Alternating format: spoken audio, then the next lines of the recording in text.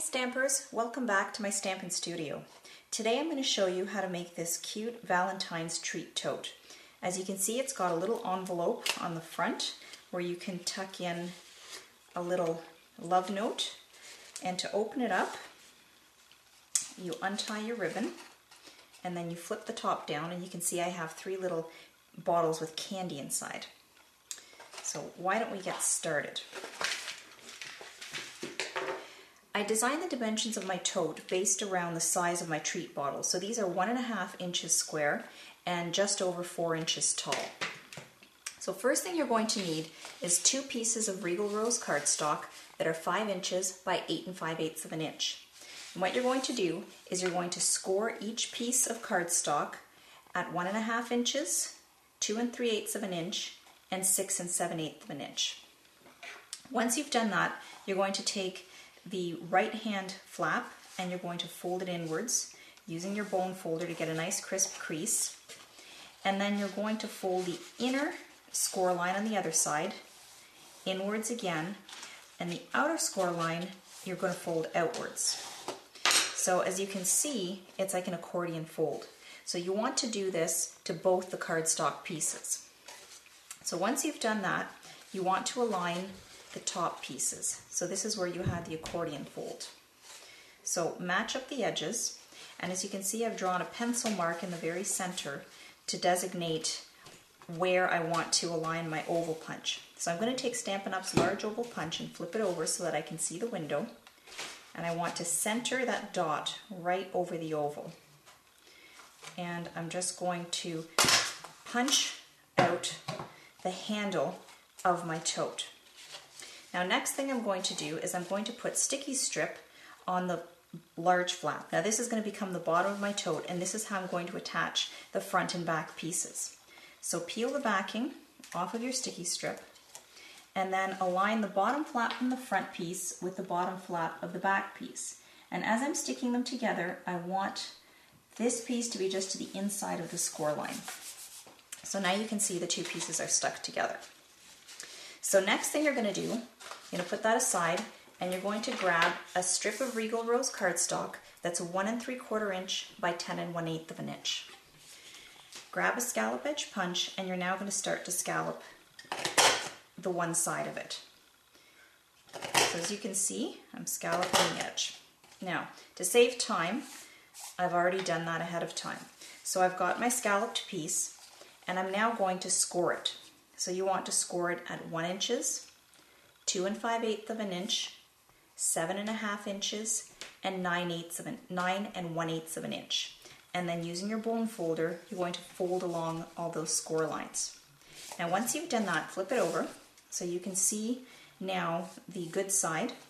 And on the smallest outermost flaps, I've put some sticky strip.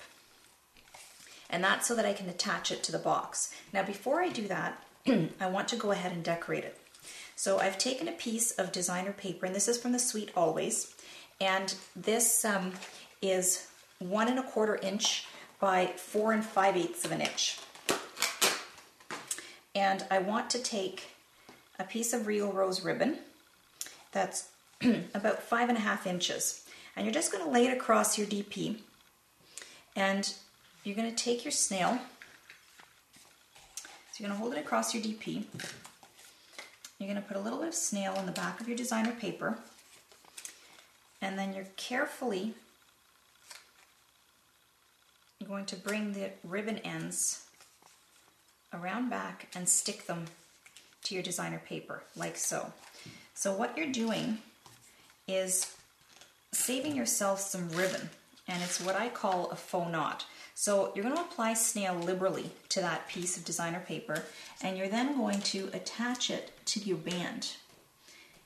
And I'm centering it between the top and bottom scallops. Now next thing you're going to need is whatever embellishment you want to add to the front. I took the heart from the A Happy Heart stamp set, and I stamped it on Regal Rose cardstock and Whisper White craft ink, and then I embossed it. So now what I want to do is stick it to the front of my band.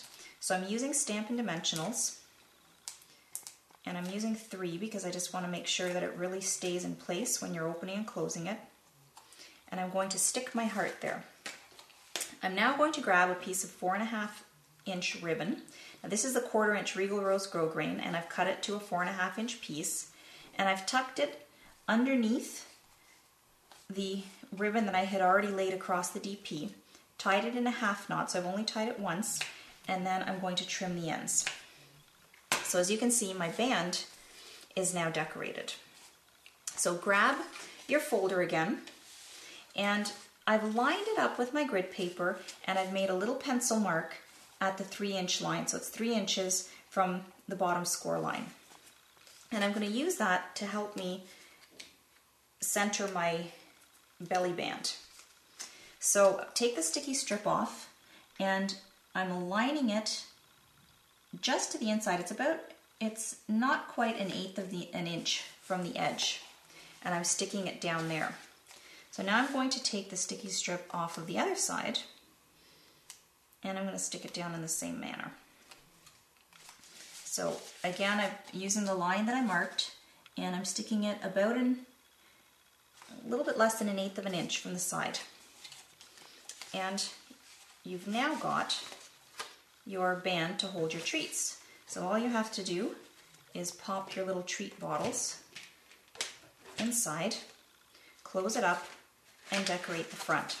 So next tutorial, I'm going to show you how to decorate the front of this. So thanks for stamping with me, and stand by.